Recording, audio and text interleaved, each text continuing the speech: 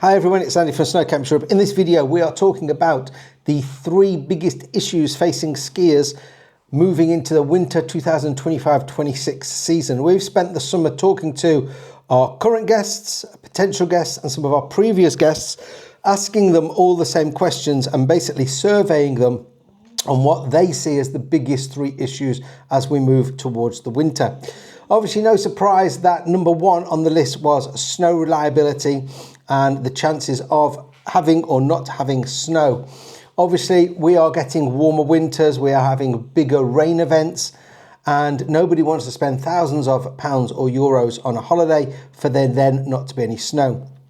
As always, over the summer months, many resorts around the world have been investing in their infrastructure and building in place new snow cannons or updating snow cannons, and also improving and increasing that snowmaking capacity. Up on the Kitzsteinhorn Glacier, we actually stored 450 cubic meters of snow from last year that will be used to open the mountain this October. This snow was predominantly made purposely by cannons that were put in place to only produce snow to be stored for the snow harvest for the following season. So pretty snow short up on the Kitzsteinhorn Glacier, as other glacier areas around Europe. They've also included some new snow cannons. I believe there's another 7 have gone in on the main glacier area, and this is a rolling project that is going to see the whole of the glacier area covered in snow cannons. So people attending our camps or coming on holiday to Kaprun, you don't really have a problem when skiing on the Kitzsteinhorn Glacier. Obviously the lower slopes of the Maiskogen and Zalmsee can suffer if we don't get a lot of natural snow, but they are still covered with snowmaking. One thing to remember with snowmaking is it cannot just happen. The temperature and the humidity need to be in a certain window for snow to be made. And you quite often get to resort and you wonder why they're not making snow. There's very little snow and the cannons aren't running. And this is because they need the temperature and the humidity window to operate. So number 2 on the list of 3 things that people are most worried about moving into winter 2025-26, cost and value for money. Now, obviously, flights, transfers, lift passes, lessons, rental, food, drink, nothing is really decreasing in cost. You can shop around and find flights cheap, especially if you book early on when they first release them, and you might get some last minute availability on flights. Transfers, you can save on transfers. For instance, if you're coming to Zalmsee Kaprun and you're flying into Salzburg, you can simply get a public bus, which costs less than 20 euros to get you to resort, or you can take a shared transfer from 60 euros. Obviously, private transfers are going to cost considerably more. Lift passes, there's no real getting around a lift pass unless you're going on a ski touring holiday or a cross-country holiday. And in some areas now, they do charge you to go ski touring.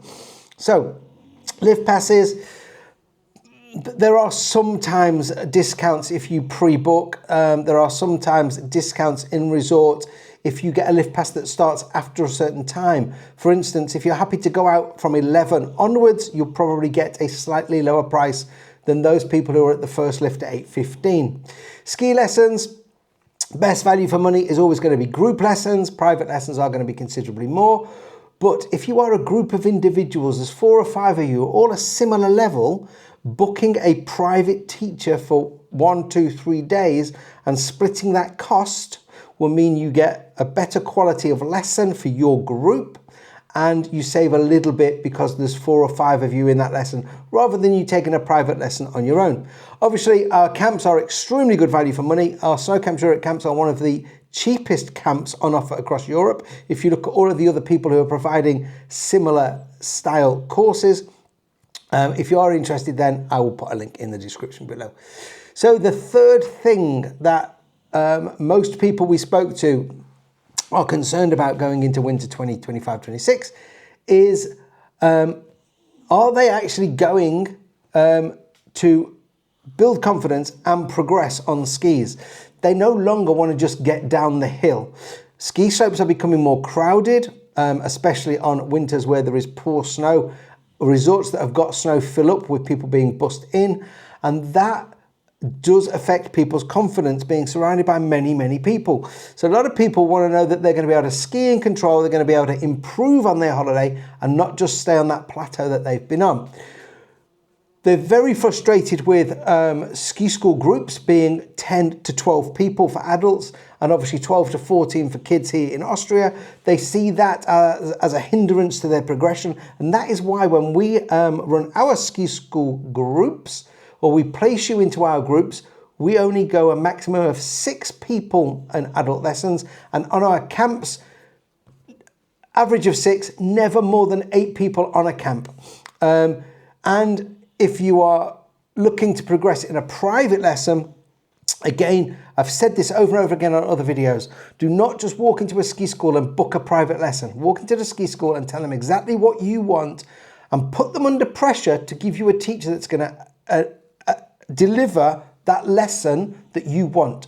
Don't just let them give you the next person available on the list, because that person might not be the right one to teach you. Again, if you book a private lesson through Snow Camps Europe, we will speak to you and we will facilitate you getting the best possible person for your lesson. So there you go, folks. Just a quick video. The 3 biggest issues most skiers we spoke to are worried about moving into winter 25-26. If you've liked this, give it a thumbs up. Don't forget to subscribe to the channel.